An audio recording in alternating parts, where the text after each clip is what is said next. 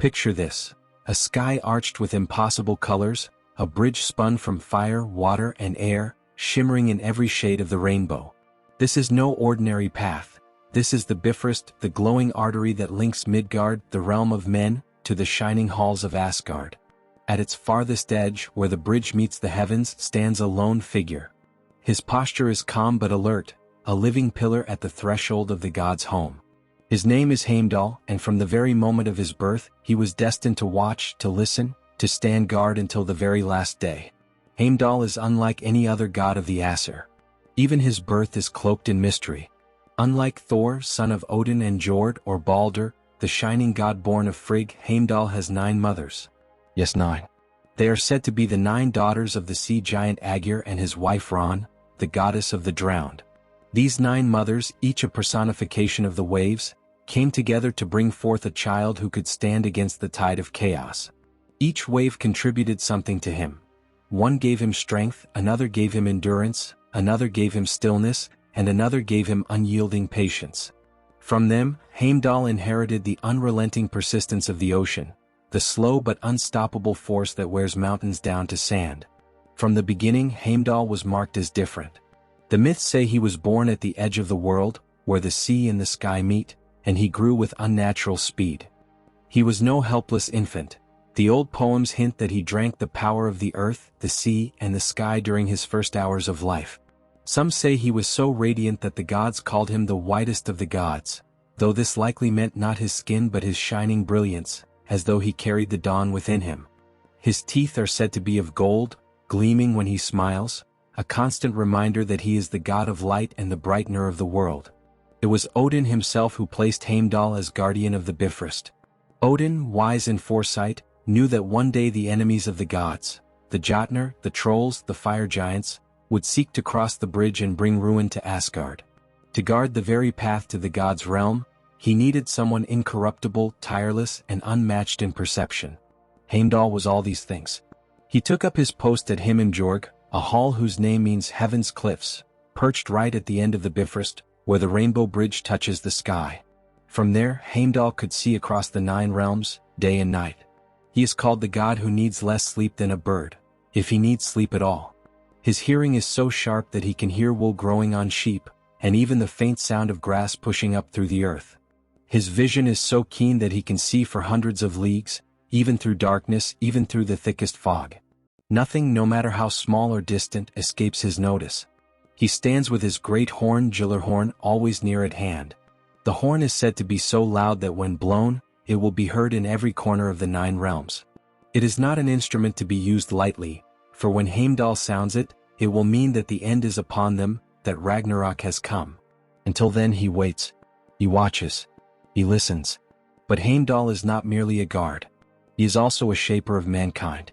There is a strange and fascinating tale in the old poem Rogsala that tells of Heimdall wandering Midgard, the world of humans, in disguise.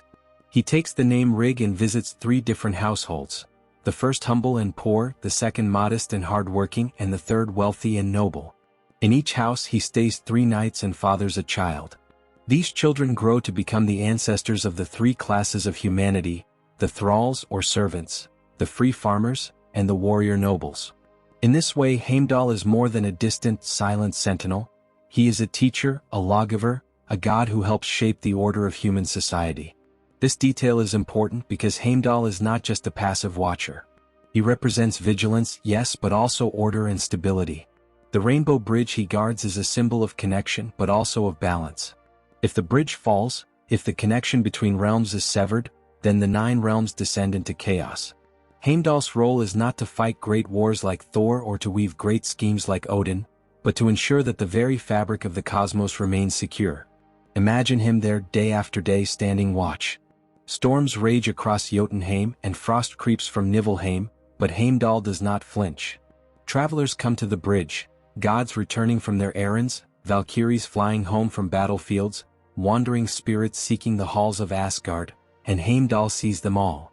He lets those who are worthy pass, and those who are enemies he turns back. He is polite, perhaps even kind, but never distracted. There is a loneliness to his position.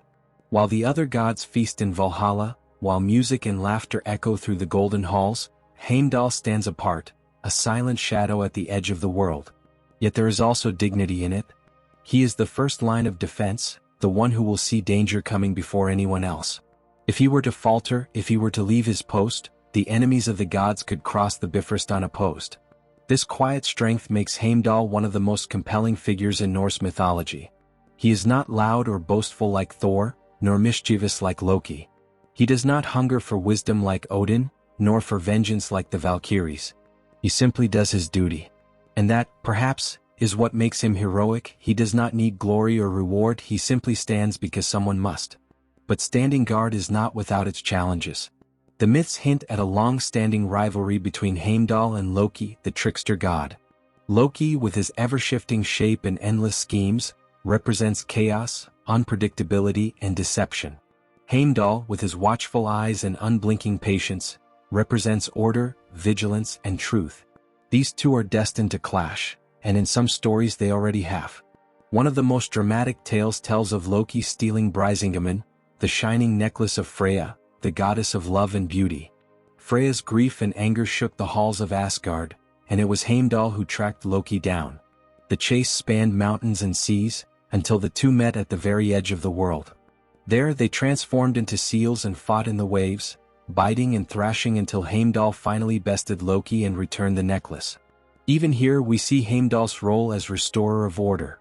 He does not merely guard the bridge, he guards the very harmony of the cosmos. And so he waits.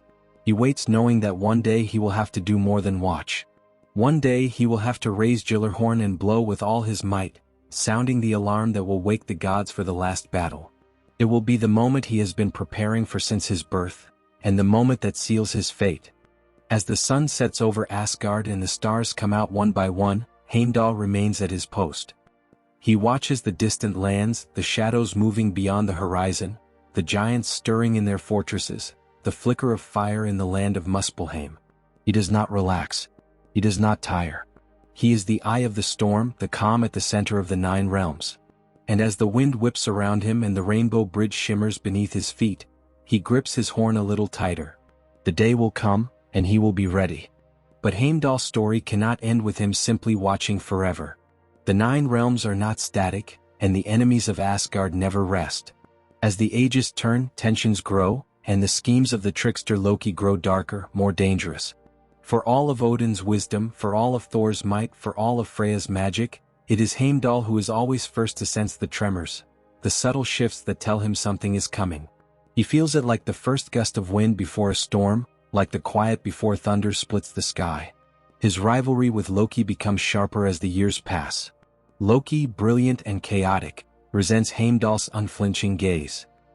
He resents that no trick of disguise can fool Heimdall's golden eyes, no scheme can escape those ears that hear everything, no lie can cross the Bifrost without Heimdall sensing it. And so the tension between them simmers, building toward a fate that neither can escape. One of the clearest signs of this cosmic rivalry comes with the theft of Brisingamen, Freya's radiant necklace. The myths tell us that Freya wept tears of gold when she discovered her treasure missing. Heimdall, ever watchful, was the first to take up the hunt. The chase was relentless. Loki, ever the shapeshifter, dove into the sea, transforming into a sleek seal to escape. Heimdall followed, shifting his form as well, matching Loki's speed stroke for stroke.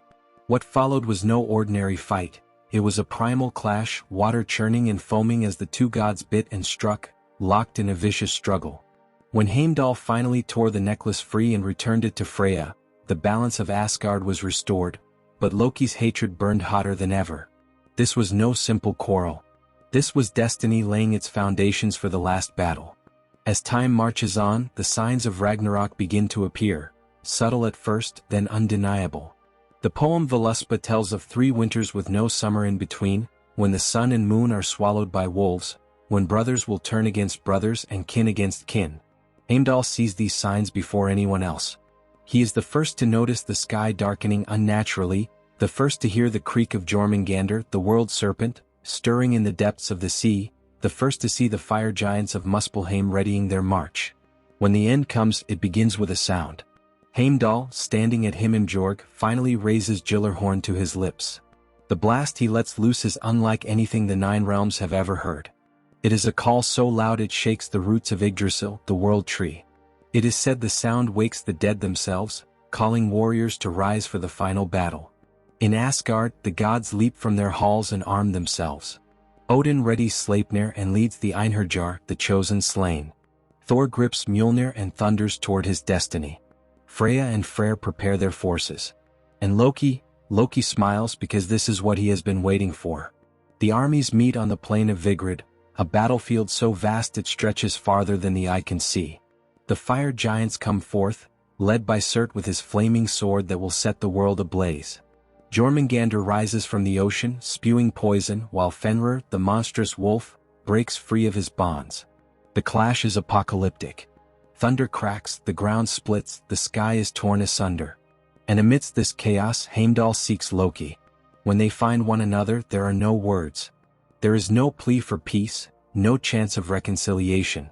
Heimdall and Loki are two forces that cannot exist in the same world. One must end the other. Their battle is fierce and personal. Heimdall strikes with his sword, precise and unrelenting, his every move the culmination of centuries of vigilance. Loki is cunning, darting and striking with the fury of a cornered wolf. The two are evenly matched, each the other's mirror, chaos and order locked in a fatal dance. It is said that Heimdall and Loki kill each other in the end. Some versions tell of Heimdall landing the final blow before collapsing from his own wounds.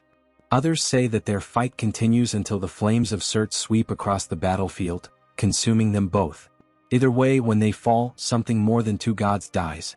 A cosmic balance is shattered. The guardian of the Bifrost is gone, the trickster silenced forever. And the bridge itself, the shining Bifrost that Heimdall protected all his life, cracks and burns under the weight of the giant's advance. Its colors fade, its arch crumbles, and the pathway between worlds collapses. The 9 realms tumble into ruin, swallowed by flame and flood, and the world as it was comes to an end. But this is not a tale of despair, not entirely.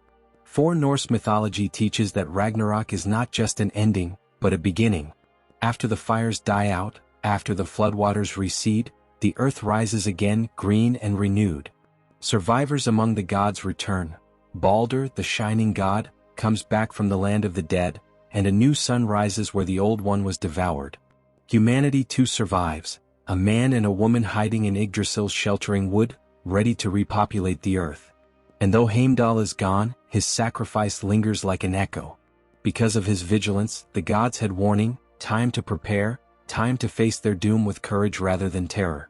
His horn blast is not just an alarm, it is a gift, a chance to meet fate on one's own terms. In this way, Heimdall's story is not simply about watching. It is about readiness, about being prepared for the moment when action must be taken. Even now, Heimdall remains one of the most enigmatic figures in Norse mythology. We are told so little about his personality, and yet what we do know is profound. He is patient but not passive, quiet but not absent, dutiful but not cold. He is the kind of hero whose greatness lies not in grand speeches or famous victories, but in showing up every single day, holding the line no matter how long the wait. And so, the image of Heimdall remains, standing at the end of the rainbow, golden-eyed, horn in hand, looking out over the worlds. He is a reminder that vigilance has value, that the ones who watch are as vital as the ones who fight. When you picture Ragnarök, when you picture the twilight of the gods, do not forget the solitary figure whose call began it all. Without Heimdall, there would have been no final stand, only sudden destruction. He is the guardian who gave the gods, and perhaps even the world, a chance to face the end with courage. So next time you see a rainbow stretching across the sky after a storm, imagine it as the Bifrost shining across the 9 realms, and picture Heimdall at its far end. Somewhere, in myth and memory, he still stands watch, waiting for the day when his horn will sound again, perhaps in some future age when the cycle turns once more. Heimdall's tale is more than just myth. It is a meditation on vigilance, duty, and sacrifice. He is a god who waited his whole life for one moment, and when that moment came he did not falter. What about you? Do you find Heimdall's quiet heroism inspiring, or do you see tragedy in his endless watch? Share your thoughts in the comments below. If you enjoyed this journey into Norse mythology, hit that like button, subscribe to Mythic Odyssey for more deep dives into the myths of gods and heroes, and ring the bell so you don't miss the next story. Until next time, keep your eyes open, You never know when the rainbow bridge might appear.